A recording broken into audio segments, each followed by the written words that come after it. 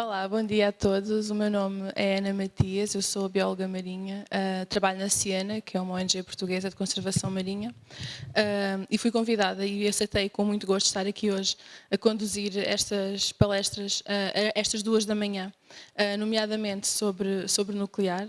Já estivemos aqui a falar, se calhar estávamos já aqui a iniciar a conversa, mas vamos continuá-la, e a seguir sobre carbono biodiverso. Pediram-me para informar que vai estar aqui uma fotógrafa a tirar fotografias para a promoção do evento e para depois para as redes, imagino. Quem não quiser aparecer nessas fotografias, se não se importarem, pedia-vos que se dirigissem para ali, para aquela zona ali. Estou a dizer bem, não estou? Para aquela zona ali, para não aparecerem nas fotografias, se bem que eu penso que algumas também serão tiradas de trás. Então, para quem não esteve cá ontem, como é o meu caso, mas já fui corretamente brifada sobre o que é que se vai passar aqui, portanto são 3 dias de evento, nestes 3 dias começaram ontem, nestes 3 dias vai acontecer aqui palestras que nos vão falar sobre os seus trabalhos, sobre de que forma é que os seus trabalhos e aquilo que fazem no seu dia-a-dia contribui para um mundo mais sustentável. E é isso que temos aqui hoje. Portanto, de manhã vamos falar de energia nuclear. É ou não é este bicho-papão de que nós todos temos ouvido falar cada vez mais? Será necessário para a transição energética? A seguir falamos sobre carbono biodiverso, da conservação dos oceanos e de um tema que muitas vezes fica esquecido, que é a sustentabilidade ambiental e como é que se cruza com a sustentabilidade social. Também penso que é um tema que tem sido cada vez mais trazido para o público e parece-me fundamental que também falemos sobre isto. O formato é bastante simples, esta conversa está pensada para durar cerca de meia hora, vão ser 10 minutos de apresentação do orador, neste caso do Bruno. Depois, o que sobra é para nós falarmos. Tenho aqui um cubo, que é um microfone, para quem não sabe. Eu vou atirar-vos este cubo, tentar não causar aqui nenhum dano colateral, mas atiro-vos o microfone e vocês fazem as perguntas que acharem e que tenham curiosidade de ver respondidas. O Bruno responderá assim possa. Eu também tenho aqui algumas perguntas e vamos também continuando a conversa a partir daí. Então, para começar, sem mais demoras, porque estamos aqui para ouvir o Bruno, vamos falar sobre energia nuclear. É um mundo muito complexo, extremamente complexo, e não é fácil torná-lo simples, mas também é por isso que é importante que tenhamos estes momentos para divulgação deste assunto como outros. O Bruno tem um livro que se chama Fusão Nuclear na Era das Alterações Climáticas, não estou enganada, ele vai deixar o link no final. É um livro que podem descarregar gratuitamente. Muito obrigada, porque penso que precisamos todos de ficar mais informados sobre este assunto. Então, passando a apresentar o Bruno. O Bruno Gonçalves é licenciado, mestre e doutorado em Física, mesmo amor pela disciplina, e é presidente do Instituto de Plasmas e Fusão Nuclear. Liderou inúmeros projetos de investigação de desenvolvimento de diagnósticos para dispositivos de fusão nuclear e é membro de vários comitês do Programa Europeu de Fusão, autor de várias patentes e artigos publicados e ainda é professor no Instituto Superior Técnico. Podia vir falar-nos de gestão de tempo, mas não é isso que vai estar aqui a fazer hoje. Vai falar-nos sobre energia nuclear e de que modo é que esta é uma opção. Eu penso que o microfone já funciona? Sim? Já? Bom então, dia. Força. Ok. Bom dia a todos. Obrigado por estarem aqui. É um prazer poder falar-vos um pouco sobre energia nuclear e tentar introduzir este assunto e tentar elucidar um pouco. Desde logo, a razão pela qual precisamos de energia nuclear é porque precisamos de energia elétrica. E não sei se têm a noção, mas atualmente cerca de 64% da energia elétrica que é consumida no mundo ainda provém da queima de combustíveis fósseis, tal como está aqui representado. E o nosso mundo vai ficando um pouco mais cinzento à medida que nós vamos queimando estes combustíveis fósseis. E o panorama com a guerra na Ucrânia não tem vindo a melhorar, porque temos ouvido notícias que, por exemplo, a Alemanha vai reativar parte das suas centrais de carvão, o que quer dizer que estamos a aumentar significativamente o uso de combustíveis fósseis e, sobretudo, os combustíveis fósseis mais poluentes. Obviamente, as eólicas têm vindo a ganhar espaço, mas também, a nível mundial, o nuclear já é importante. Cerca de 10% da eletricidade mundial é produzida com recurso nuclear. E é bastante importante que termos em atenção estes números, porque a grande preocupação é o CO2 que nós emitimos para a atmosfera. Nós temos vindo a falar da necessidade de atingir metas de descarbonização e a eletricidade é apenas parte do problema, porque efetivamente a eletricidade corresponde apenas a 27% da quantidade de CO2 que é emitida para a atmosfera. No entanto, se nós queremos contribuir seriamente para as metas de descarbonização, nós temos que eletrificar muitos dos outros processos que recorrem à energia primária, que também provém de combustíveis fósseis, sejam eles a produção de materiais, por exemplo, o cimento, o aço, o plástico, ou o fazer adubos ou outras coisas para crescer plantas e alimentação. Os transportes, tem-se falado muito da eletrificação dos transportes, e aquecimento e arrefecimento. O mais natural e um dos caminhos para a descarbonização passa por aumentar a eletrificação de muitos destes processos. O que quer dizer que nós vamos precisar de mais eletricidade e, obviamente, vamos precisar de eletricidade limpa. De facto, o que nós temos é que inovar para zero. A descarbonização, as metas de 2050, nós temos efetivamente que diminuir a quantidade de CO2 que estamos a largar na atmosfera. E, neste contexto... Ups, parece que isto bloqueou. Não sei se estão aí. Isto está aqui a dar um erro. Não, já saltou vários? Ok. Pronto. Neste contexto, também faz sentido falar no nuclear. Não sei se têm a noção, mas se nós calcularmos as gramas de CO2 emitidas por terawatt-hora de energia, ou por quilowatt-hora de energia, durante o ciclo de vida de cada uma das centrais e das formas de produzir energia elétrica, de facto, a energia nuclear, que está aqui no topo, é aquela que menos CO2 emite e produz para a atmosfera. E isto tem em conta todo o ciclo de vida, desde a construção, a produção dos materiais, até toda a operação destas centrais. Obviamente, as renováveis também têm um valor baixo, mas não se compara à energia nuclear. E se calhar não estou a apontar para o sítio certo, não sei. Não, depois assim salta rapidamente. Ok. Pronto, quando falamos... Eu acho que isto saltou slides. Estranho. Pronto. Quando falamos de reações nucleares, é importante também aqui salientar do que é que estamos a falar. Reações nucleares nós temos dois tipos e ambas produzem uma quantidade significativa de energia. Por um lado, aquelas que são usadas nas centrais nucleares tradicionais, que é a fissão nuclear, nós temos núcleos pesados, tipicamente urânio-235, que são fracionados e nessa cisão liberta-se uma quantidade significativa de energia. Depois temos um outro tipo de reação nuclear, a fusão nuclear, é a reação que ocorre nas estrelas, na qual átomos leves fundem-se e nessa fusão também se liberta uma quantidade significativa de energia. Só para terem uma ideia, uma reação de fusão nuclear liberta 4 milhões de vezes mais energia que a queima de combustíveis fósseis, que é a mesma quantidade de combustível fóssil. Ou seja, as reações nucleares são bastante eficientes, precisam de muito menos combustível para produzir uma grande quantidade de energia. E, para além do mais, a razão pela qual tem havido um investimento, ou houve investimento em energia nuclear, e as estimativas demonstram, isto é um gráfico da Agência Internacional de Energia, que são os custos nivelados ao longo do tempo de vida, demonstram que a energia nuclear está aqui, sobretudo a nuclear está aqui e está aqui. Nuclear, sobretudo a nuclear, se for por extensão do tempo de vida de centrais já existentes, é bastante baixa, ainda mais baixa que, por exemplo, o custo das renováveis. É verdade que este gráfico é o gráfico integrado para todo o planeta. Estes custos variam de região para região. Há regiões em que há uns que são mais elevados e outros que são mais baixos, mas, em média, efetivamente, a energia nuclear é barata. Para além do mais, a energia nuclear não depende tanto de materiais críticos. Isto é um aspecto importante. Nós, nesta transição para as renováveis, são necessários uma grande quantidade de materiais críticos, e estão aqui vários: cobre, níquel, manganês, cobalto, crómio, molibdênio, zinco, as terras raras, silício e outros, e de facto a energia nuclear precisa de menos materiais críticos que as energias renováveis.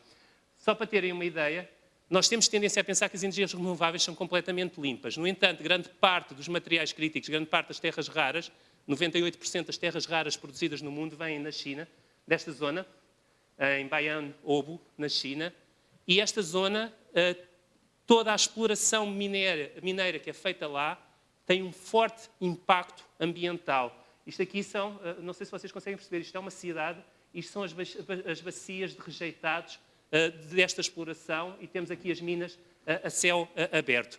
Ou seja, muitas vezes temos tendência a pensar só porque não vemos que também muitas das energias renováveis que nós usamos são completamente limpas, mas efetivamente há um impacto ambiental escondido que também tem que ser considerado.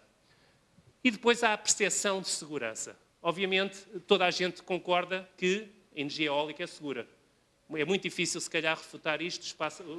Tem algum impacto nas aves. Por exemplo, nos Estados Unidos houve até um caso recente em que uma empresa foi condenada a pagar indenizações pela morte de águias americanas e tem algum impacto. Agora, na realidade, às vezes acontecem também acidentes. Isto aconteceu na Escócia em 2011 durante uma tempestade. O que eu queria que vocês pensassem agora é, imaginem que acontecia algo semelhante em Portugal durante um período de seca. Infelizmente, nós em Portugal temos a noção do efeito que os incêndios podem ter e quantas mortes podem causar. Ou seja, ainda que o risco seja pequeno, não é risco nulo e as coisas podem correr mal. E depois, de facto, se formos fazer as contas, o número de mortes por terawatt de energia produzido para os casos da energia nuclear e as renováveis é bastante baixo.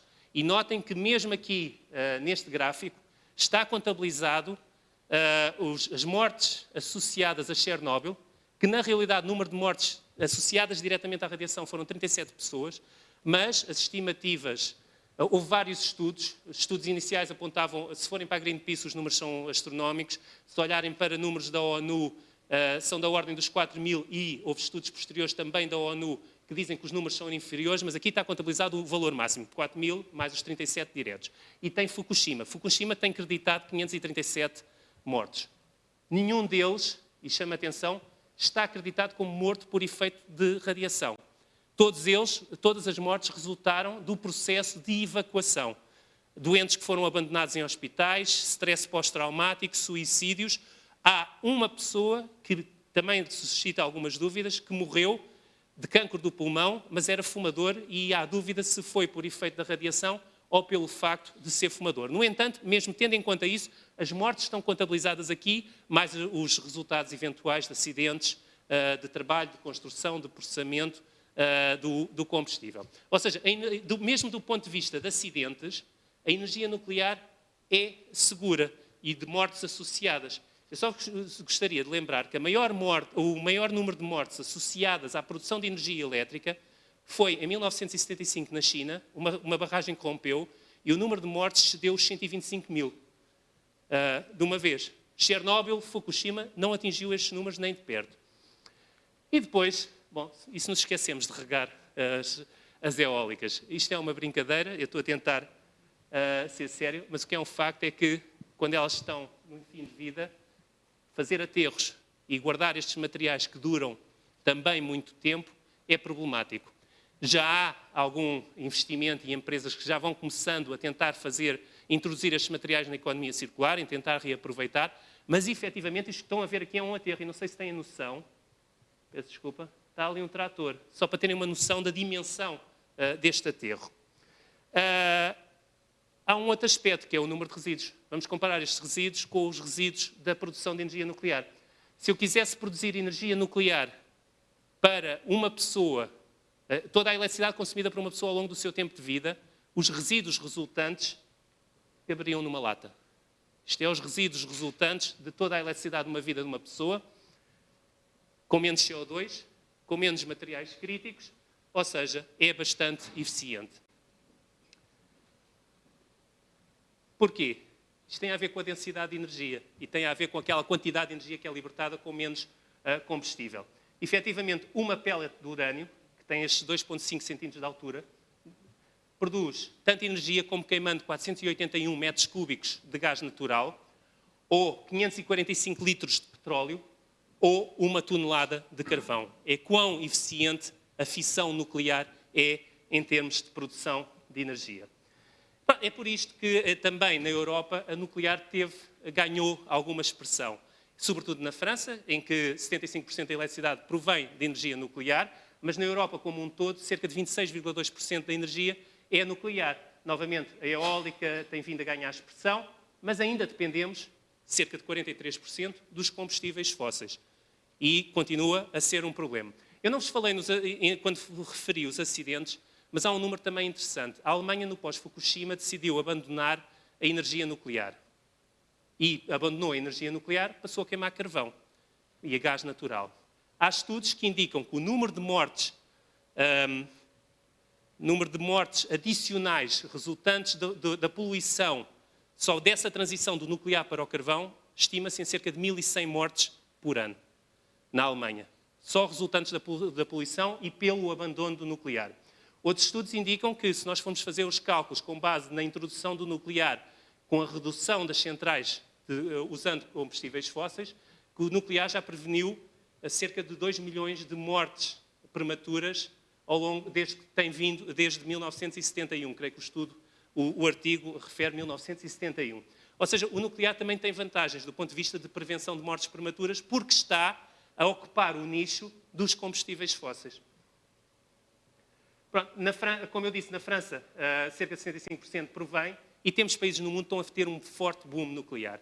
A China aumentou 400% a produção de energia nuclear desde 2011 e estima até 2035 ter mais de cerca de 135 reatores em operação, o que é bastante significativo. Não quer dizer que eles não estejam a apostar em outros tipos de energia. Eles estão a apostar também na eólica, na solar, até mesmo no carvão eles continuam a queimar. Mas estão a apostar significativamente na energia nuclear e mesmo na Europa vários outros países estão agora a voltar a apostar no nuclear. Por exemplo, a França vai construir mais 6 reatores, o Reino Unido também deu indicações que vai continuar, República Checa, Polónia, etc. Vários países estão a avançar pelo nuclear.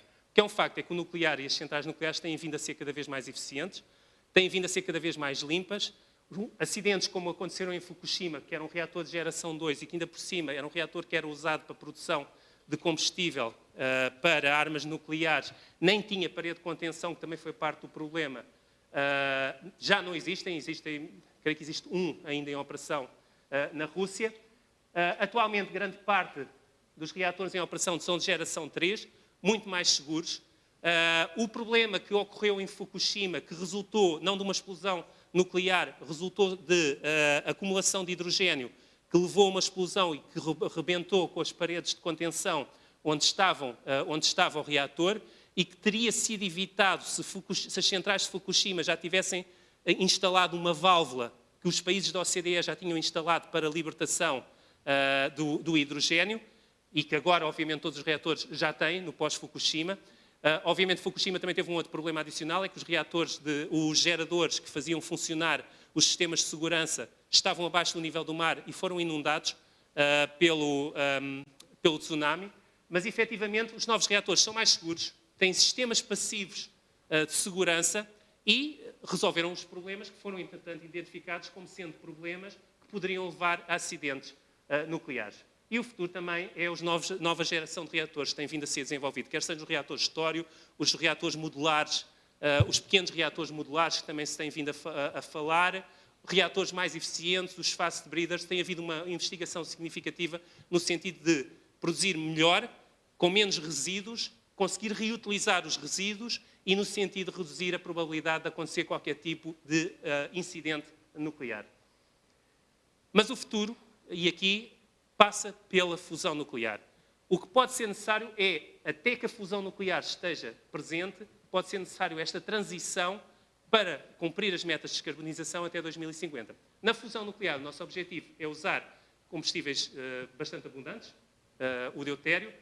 O trítio não é abundante, mas que é um outro isótopo do hidrogênio, mas pode ser produzido a partir do lítio. E, numa máquina deste tipo, que se chama um tokamak, conseguir produzir energia elétrica. Isto é um reator que está em operação no sul da Inglaterra, em Oxford, chama-se o JET, e se estiveram atentos às notícias, ouviram que em fevereiro bateu um recorde mundial de produção de energia de fusão. Que não é brilhante, se nós formos a ver, produziu 33% da energia que gastámos, ainda não produziu mais energia do que aquela que gastámos, mas é bastante significativo o avanço, porque foi um avanço bastante significativo ao recorde de 97, e durante 5 segundos, que parece pouco, mas para a escala dos fenómenos que ocorrem num reator deste tipo, é uma eternidade e é suficiente para provarmos a viabilidade. Só para terem uma ideia do que é que isto é por dentro, este donut, e com este gás eu vou passar aqui o shot recordista. O que estão a ver aqui é um plasma, é um gás ionizado extremamente quente. A temperatura no interior deste plasma é de 150 milhões de graus centígrados, simula as reações que ocorrem no Sol e liberta uma quantidade significativa de energia. Isto é a descarga recordista. Não fica por aqui. Nós sabemos o que é que falta para irmos mais além e produzirmos mais energia do que aquela que gastamos, e isso passa pelo ITER, que está em construção no sul de França, o International Thermonuclear Experimental Reactor. A missão é provar a viabilidade científica e tecnológica da energia de fusão e ter uma potência de fusão de 500 megawatts, produzindo 10 a 20 vezes mais energia do que aquela que nós gastamos. E isto é significativo, porque isto vai demonstrar a viabilidade da energia de fusão. A única coisa que o ITER não vai fazer é produzir energia elétrica. Faltam os módulos que convertem esta energia em energia elétrica. Mas é essencial para testar a integração das tecnologias necessárias para uma central elétrica de fusão nuclear. E tem vindo a progredir significativamente. Isto é o poço onde está instalado o dispositivo. Temos aqui um escudo biológico de 2 metros de cimento, betão. E temos aqui a parte, um dos setores da máquina a ser instalado. Infelizmente, eu creio que não há aqui um homem, só para terem noção da escala, mas uma das bobinas magnéticas que está aqui pesa 270 toneladas. O ITER tem 18 destas bobinas magnéticas, dá a ideia da dimensão e da escala deste desafio. Isto é o primeiro setor que entrou e está em progresso e esperamos que entre em funcionamento. As estimativas mostram 2026, primeiro plasma. Vamos ver se até lá é um projeto complicado. Porquê é que nós estamos a apostar também na fusão nuclear? Porque é limpa a energia, o produto da reação de fusão nuclear é hélio, não produz quantidades significativas de radioatividade, nem resíduos significativos. O combustível é abundante, o deutério existe para 3 vezes 10 elevado a 11 anos na água do mar. O lítio existe na Terra para cerca de 30 mil anos e nos oceanos para 30 milhões de anos. Nós podemos extrair o lítio e da própria máquina é convertido em trítio, que é o combustível que nós vamos usar, e com o deutério existente em 45 litros de água e o lítio existente numa bateria de computador, eu consigo produzir tanta energia como queimando 40 toneladas de carvão. É esta a aposta que nós estamos a fazer e é este o grande objetivo. O objetivo, obviamente, é uma central elétrica de fusão nuclear e, no fim, o que nós estamos a fazer é simplesmente mudar a fonte de calor. Tal como, quando nós passámos por uma central de fissão nuclear, o que fizemos foi mudar a fonte de calor, porque nós continuamos a aquecer água para produzir vapor, para fazer funcionar um gerador. Nós aqui estamos a mudar a fonte de calor por uma que produz ainda mais energia e de forma mais eficiente e com menos combustível. O objetivo é ter uma central equivalente a uma central de fissão nuclear, 1,5 gigawatts. A minha mensagem é que deve-se considerar a energia nuclear. A energia nuclear não é má. A fusão nuclear é o que é mais próximo de energia nuclear verde, mas provavelmente para cumprir as metas de descarbonização será inevitável passarmos pela fissão nuclear. Se tiverem mais curiosidade, quer acerca de energia nuclear, quer acerca de fusão nuclear, eu tenho um livro, podem procurar pelo nome, é gratuito, é mesmo para divulgação, ou podem usar o QR Code, e que tem estas e muitas outras questões, e obviamente, após discutirmos aqui, se lerem o livro e tiverem questões, não hesitem em contactar-me, têm lá todos os meus contactos, LinkedIn, e-mail, etc., e terei todo o gosto em discutir convosco. Muito obrigado.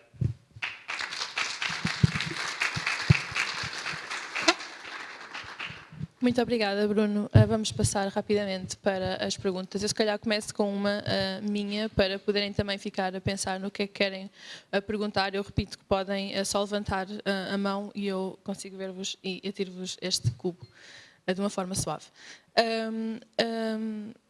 Então, a primeira pergunta que me ocorre, e tinha aqui outra, mas vou começar por esta então, porque me parece que é fundamental. Porque é que ainda não estamos a fazer? É uma questão tecnológica, é uma questão de custo, é uma questão de medo, porque me parece que há aqui poucas desvantagens, haverão com certeza, não é? Mas porque é que os governos ainda não estão a apostar nisto? É uma questão de opinião pública? Tem havido uma aposta. É complicado, para começar. É preciso integrar muita tecnologia.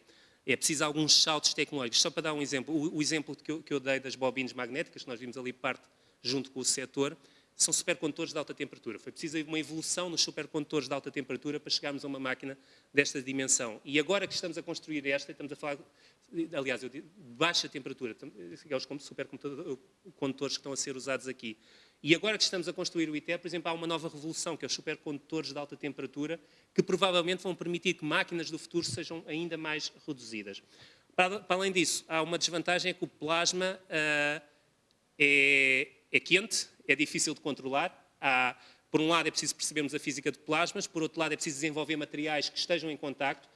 Só para terem uma noção, nós temos 150 milhões de graus centígrados no interior do plasma, temos que evitar que as paredes derretam e logo a seguir temos supercondutores a menos de 273 graus centígrados.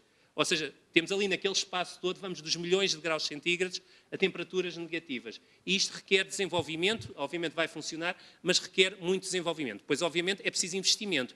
O ITER, eu não pus aqui o valor do ITER atual deve rondar os 25 mil milhões de euros, que parece muito. Parece muito do ponto de vista de cientistas, porque, na realidade, se nós formos a ver, este valor está muito próximo da organização dos Jogos Olímpicos.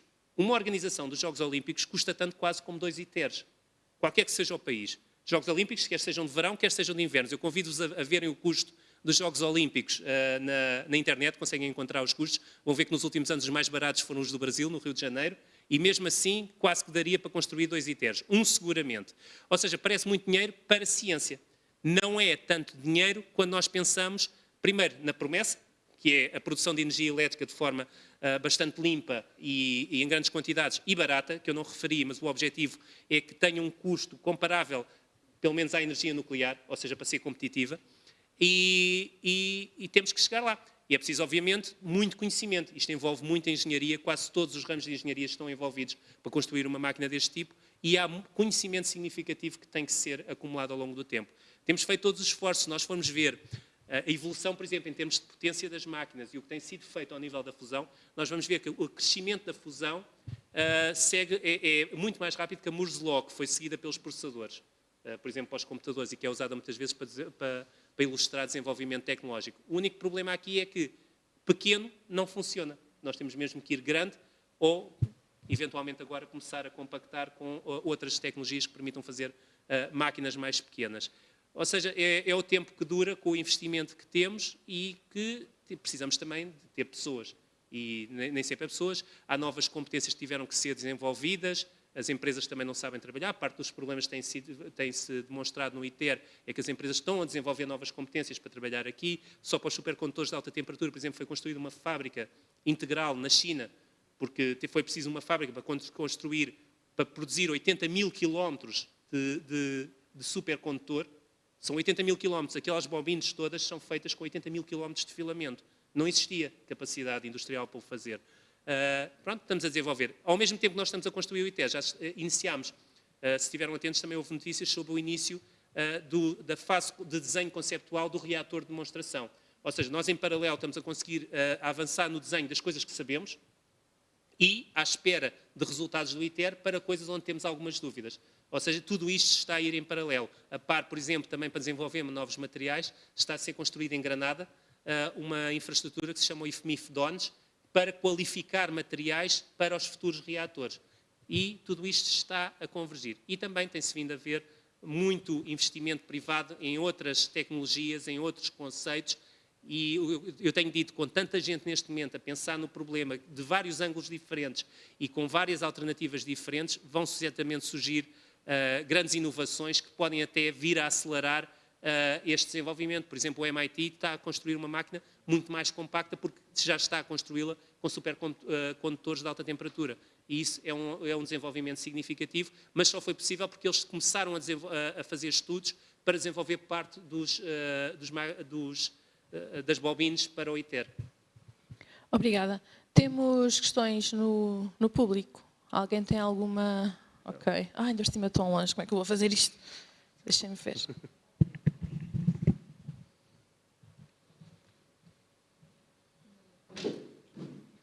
É para tirar. Não sei se está ligado. Está. Obrigada pela apresentação. Tenho aqui uma dúvida. Estava a falar há pouco dos resíduos das turbinas eólicas, que em fim de vida tinham de ir para os aterros. E a minha questão é se foi feita também alguma análise comparativa destes resíduos, portanto não estou a falar de resíduos nucleares, mas das próprias centrais, porque estamos a falar de uma turbina de 200 toneladas, paredes que têm de aguentar milhões de graus centígrados. Estas centrais duram tempo suficiente para que estes resíduos não vão também acumular-se depois em aterros? Sim, em termos de tempo de vida, o tempo de vida que nós apontamos para uma central de fusão nuclear é comparável ao tempo de vida de uma central de fissão nuclear, que atualmente, 60 anos, algumas podem vir a ser estendidas até 80 anos. Quer dizer, é por isso também que alguns dos números que eu vos mostrei, como nós temos que ter em conta o tempo de vida da operação da central, mais o fator de disponibilidade da central, que também é importante, nós temos que ver quanto tempo é que a central está disponível para produzir energia elétrica. Uma central nuclear nos Estados Unidos, o chamado fator de capacidade ronda aos 90%. Na Europa tem sido um pouco mais baixo, o fator de capacidade ronda 80%. Se formos ver a França, estes últimos 2 meses, infelizmente, está mais baixo, mas porque eles estão a fazer reparações em problemas que detectaram.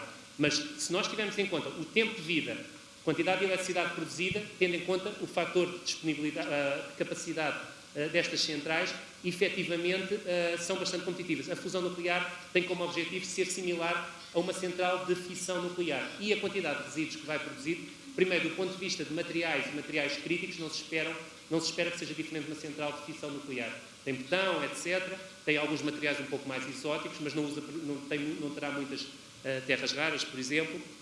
E em termos de resíduos pós-operação, as centrais de fusão nuclear também terão alguns resíduos radioativos, mas de muito baixa duração e que caem muito rapidamente.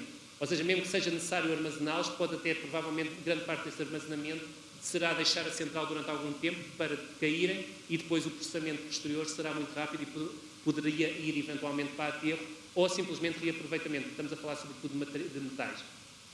Ok, tenho só mais uma dúvida, se ainda puder fazê-la. Posso? Sim, sim. Ok. Acha que a opinião pública sobre a energia nuclear ser complicada se pode dar também ao facto de estar sempre a ser discutida em paralelo com o gás natural, se podemos considerar verde ambas juntas ao mesmo tempo? Portanto, acha que está a sofrer da opinião pública de estar a ser associada ao gás natural quando está a ser discutida na Europa? Eu não creio que o problema da energia nuclear seja o ser associado ao gás natural. Discutido ao mesmo tempo, digo. Sim, ser discutido ao mesmo tempo. Não sei se será problemático. Não tenho notado que seja esse efetivamente o problema. O nuclear nasceu mal. As pessoas têm medo das armas nucleares, o medo da radioatividade foi extrapolado. Mas eu gostaria de vos dizer que a radioatividade em torno de uma central nuclear é inferior à radioatividade que nós temos se formos fazer um PET scan ou se formos fazer uma ressonância magnética nuclear, se formos fazer um raio-x, os raios cósmicos. A radioatividade que existe numa central nuclear, em torno de uma central nuclear, é bastante inferior. Mas as pessoas têm medo da radioatividade, não conhecem. Depois foi exacerbado, primeiro pela Guerra Fria, depois por vários acidentes que apareceram, Three Mile Island, que não morreu ninguém, apesar do documentário do Netflix ser alarmante, é simplesmente um carnaval de espetáculo. Depois houve Chernobyl, mas Chernobyl sabe-se perfeitamente qual foi o problema. Foi mal operado, não tinha os sistemas de segurança, não tinha paredes de contenção e tinha moderadores de grafite. Houve muita coisa que correu mal em Chernobyl.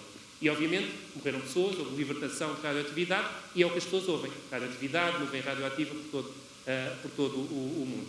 Depois houve Fukushima, a seguir. Que, como eu disse, não morreu ninguém da radiação, mas, novamente, houve explosões, etc. As pessoas não distinguem. O reator nuclear não explode como uma bomba nuclear. O reator nuclear, se as coisas correm mal, o núcleo começa a derreter. O que pode explodir é produzir hidrogênio e arrebentar com as paredes de contenção. Também não existe o síndrome da China. Quem escreveu o livro do síndrome da China, aquilo vai por ali abaixo e fura e continua a fazer, também exagerou. O que aconteceu em Three Mile Island, efetivamente o reator derreteu, o núcleo derreteu e começou a derreter no fundo, mas depois a coisa parou e cavou um bocado o betão. Mas não mais, começou a arrefecer após cavar um pouco o betão. Este é o medo que as pessoas têm.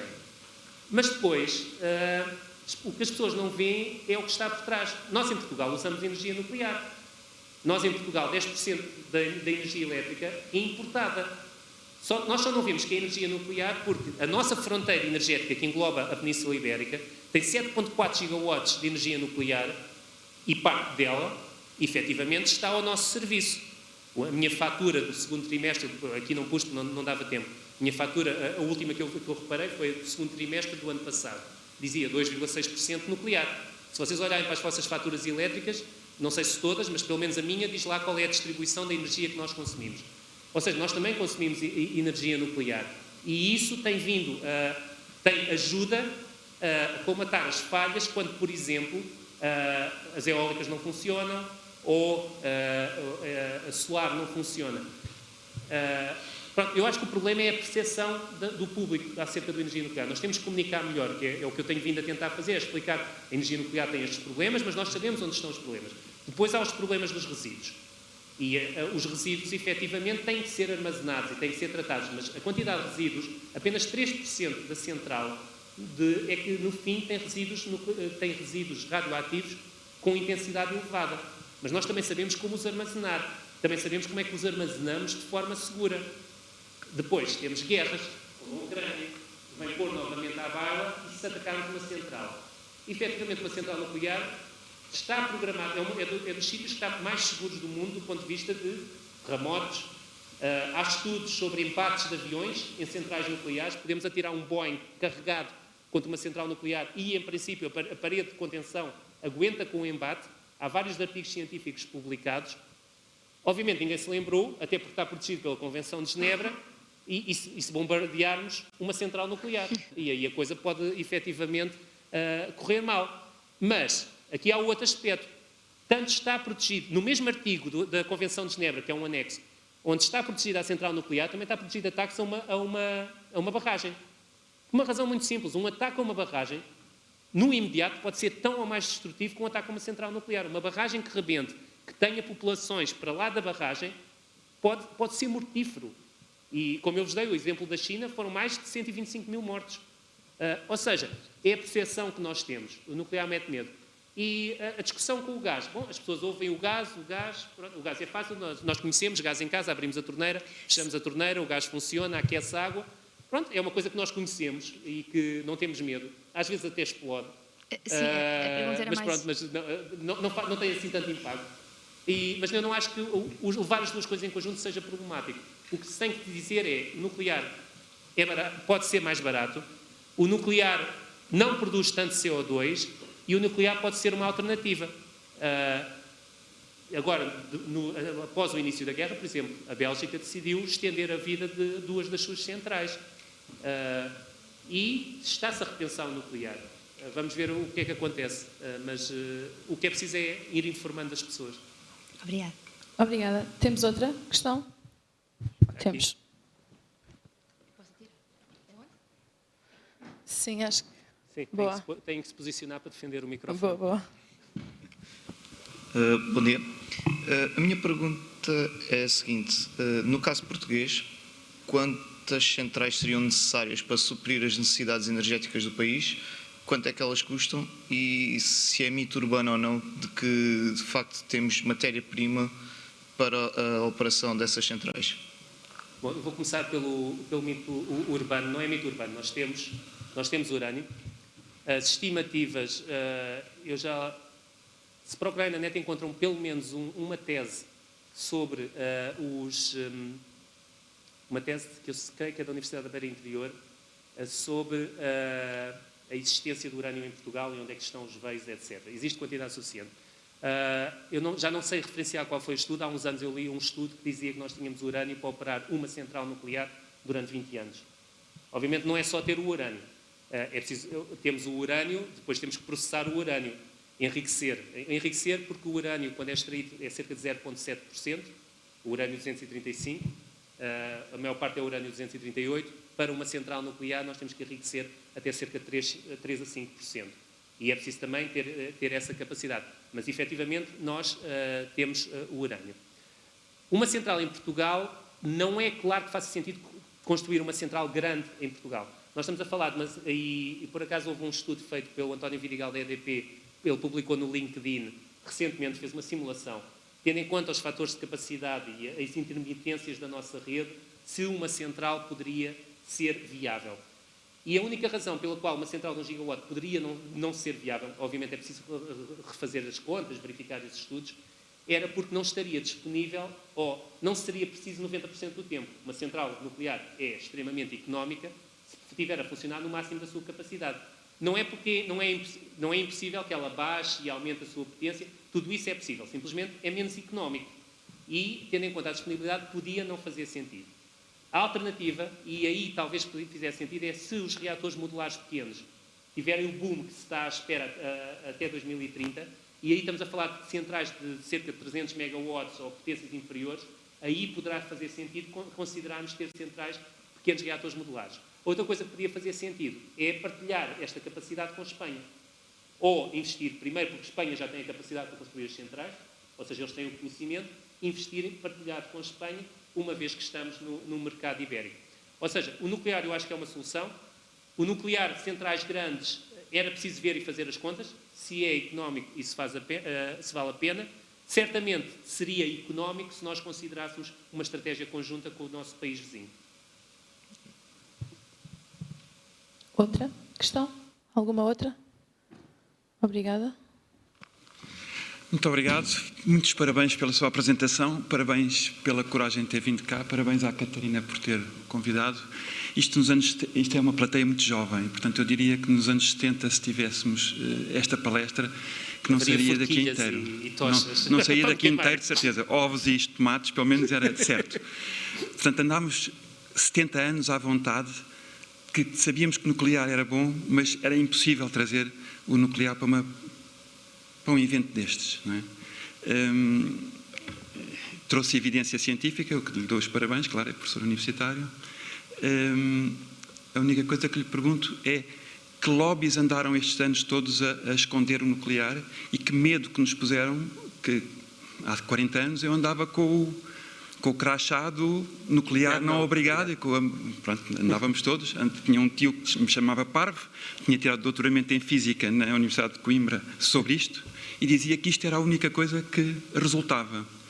Isto em 1950, portanto, imagine o que nós andamos a perder de tempo. Mas outra coisa que lhe queria perguntar era que ele dizia que o nuclear era safe, portanto, era seguro, o único problema que tinha era o homem, não é? E o homem é que estraga tudo isto, não é? Pronto. E, portanto, os dois problemas eram a manutenção destas centrais nucleares e era a água que era preciso para arrefecer as centrais. Isto é há muitos anos, se calhar isto já não é assim, mas a água que era preciso para arrefecer as centrais e que iria aquecer os rios e os circuitos de água que nós tínhamos. Isto ainda é verdade? Não é verdade? Sim, muito obrigado. As centrais ainda precisam de água para arrefecer, mas uma central termoelétrica também precisa de água. E uma central a gás também aquece água. Ou seja, nós no fim estamos sempre a aquecer água, porque o que nós estamos a mudar é a fonte de calor. É preciso ter noção disso, porque todas estas centrais funcionam aquecendo água para produzir vapor. Ainda é verdade, precisamos de água. Por exemplo, ainda há 2 semanas, algumas centrais em França a temperatura de entrada da água é controlada, precisamente para não aumentar muito, etc. Em França, devido à onda de calor, tiveram que reduzir a produção em algumas centrais, precisamente porque a temperatura de entrada da água estava demasiado elevada. Nós temos que usar água, pode ser de alguma forma contido, e água quente, obviamente, a entrar num ecossistema, algum impacto terá. Tem que ser analisado e tem que ser cuidado, e por isso é que, regra geral, em zonas amplas, etc., que a central é planeada. Em 1970, em Portugal, estava a ser planeado junto a Peniche, perto do mar. Não me estou a lembrar. Exato, é isso. A manutenção é conhecida. Estas centrais já são operadas há muito tempo. Uma das razões pela qual as centrais francesas estão agora encerradas é precisamente por manutenção. Detectaram corrosão e, para evitar problemas, encerraram várias centrais do mesmo modelo para, em simultâneo, resolver o problema da manutenção e da corrosão delas todas. Se for bem feito, se for feita a vistoria, a monitorização, elas têm operado sem problemas. Nós não temos visto incidentes nucleares significativos. E reparem que, quer Chernobyl, quer Fukushima, não foram problemas de manutenção. Foram problemas naturais, um evento natural que depois levou a um incidente, Fukushima, e a operação errada, o homem, no caso de Chernobyl. Desde que as coisas estejam bem feitas, e a indústria nuclear está entre as mais regulamentadas do mundo, em que tudo é muito estrito, tem tudo para funcionar. Mas é o mesmo com uma barragem. Se nós não formos verificar as fissuras da barragem, a coisa pode correr mal. Uma central de carvão. Por exemplo, há um outro aspecto que eu não referi. Agora, por falar em centrais de carvão, só vos queria dar um número. Numa central de carvão, não sei se têm a noção, mas a radioatividade nas cinzas é 3 vezes superior à radioatividade na proximidade de uma central nuclear. Só as cinzas, só porque concentram a quantidade de urânio e tório que existe presente, embora o urânio nem seja muito radioativo. Mas também, quando estamos a queimar carvão, estamos a libertar material também radioativo para a atmosfera e até concentrado, porque já queimámos parte do material que lá está. Em relação à manutenção, a minha resposta é: tem que ser feita, tem que se ter cuidado, tem que seguir os procedimentos e pronto, as coisas podem correr bem. Há um exemplo de um acidente nuclear que não tem nada a ver com as centrais, mas com o processamento do combustível, no Japão, em que os trabalhadores não seguiram os procedimentos, meteram uma quantidade superior de combustível, atingiram a criticidade, houve radiação e obviamente, os trabalhadores que lá estavam morreram. É um dos acidentes que não são imputados à operação, mas à preparação do combustível. Tudo tem que ser feito de acordo com as regras, mas é como um avião.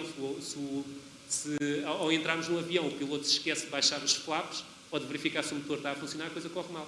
Muito obrigado. Ou tirar os pinos do trem de aterragem, não é? Como aconteceu aqui há uns dias. Se não tivermos mais nenhuma questão, que eu acho que temos sim. Vou pedir que seja a última para podermos ainda ter um bocadinho entre esta palestra e a próxima, que começa ao meio-dia, só para beberem um café, beber água e voltarem, está bem? É muito Obrigada. rápido só. Eu queria perguntar, falou em enriquecimento do urânio, em que é que isso consiste? Eu não faço ideia. E depois, só outra pergunta muito rápida é se nos estudos sobre a segurança, se está incluída a extração realmente do urânio e se de facto é perigoso ou não. Sim, em termos de segurança. O urânio, para começar, o urânio não é extremamente radioativo. O urânio existe o urânio 238, o urânio 235. O urânio 235 é 0,7% quando nós extraímos o minério. Quer o urânio 235, quer o urânio 238, têm centenas de milhares de anos de tempo de meia-vida. Quer dizer que decaem para metade ao fim dessas centenas de milhares de anos. A radioatividade vem depois, quando nós fazemos reagir, atingimos a criticidade e há reações nucleares e aí sim começamos a aumentar a radioatividade, mas são outros materiais que estão a produzir. O enriquecer o urânio significa que nós extraímos o minério, que tem o urânio, daí extraímos o urânio e esse urânio depois tem que ser enriquecido para aumentar a quantidade de urânio 235 face à quantidade de urânio 238. Para uma arma nuclear, o enriquecimento é da ordem dos 90%, o urânio 235 face a 238. Numa central nuclear, tipicamente o que é necessário é 3 a 5%. Já agora, só para comparação também, tem-se ouvido às vezes falar dos ataques a um reator nuclear que existe em Kharkiv, que era um reator experimental, e efetivamente ele tem urânio mais enriquecido. Aí estamos a falar do chamado Assay Low Enriched Uranium, ZALEU, que tem um enriquecimento de 17,5%. Ainda é considerado baixo enriquecimento. Mas tipicamente os reatores nucleares usam 3 a 5% de urânio enriquecido. É só porque é preciso essa quantidade para otimizar as reações nos reatores nucleares. Obrigada. Há ali uma atrás, não sei.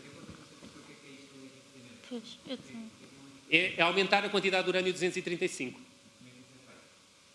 Com centrifugadoras. Aliás, vocês já ouviram falar do Irão, ouvem muito falar das centrifugadoras. O urânio é extraído, é feito ao fluoreto de urânio ou óxido de urânio e depois aquilo vai a umas centrifugadoras que separam os isótopos e aumentam a quantidade de isótopo urânio 235 na mistura. Ok? Então, com esta explicação muito pouco técnica. Mas eu estou aqui, se tiverem mais dúvidas, eu posso ficar aqui mais um bocado e falar convosco. Era isso que eu ia dizer. Podemos então, tomar um café em conjunto. É isso, sim. Podem apanhar o Bruno ali fora, penso que ele fica aí mais um bocadinho para continuar a conversa. Agradecer a disponibilidade do Bruno para estar aqui hoje e para falar sobre este assunto, sabendo que ainda é um assunto pouco consensual, às vezes polémico, mas acho que foi muito bom termos tido aqui este espaço para falarmos. Podem continuar a conversa lá fora, convido-vos ali ao pé do café e encontramos-nos daqui a 10 minutos, mais ou menos. Sim? 5 minutos, na verdade, 6. Para falar sobre carbono biodiverso. Até já. Muito obrigada.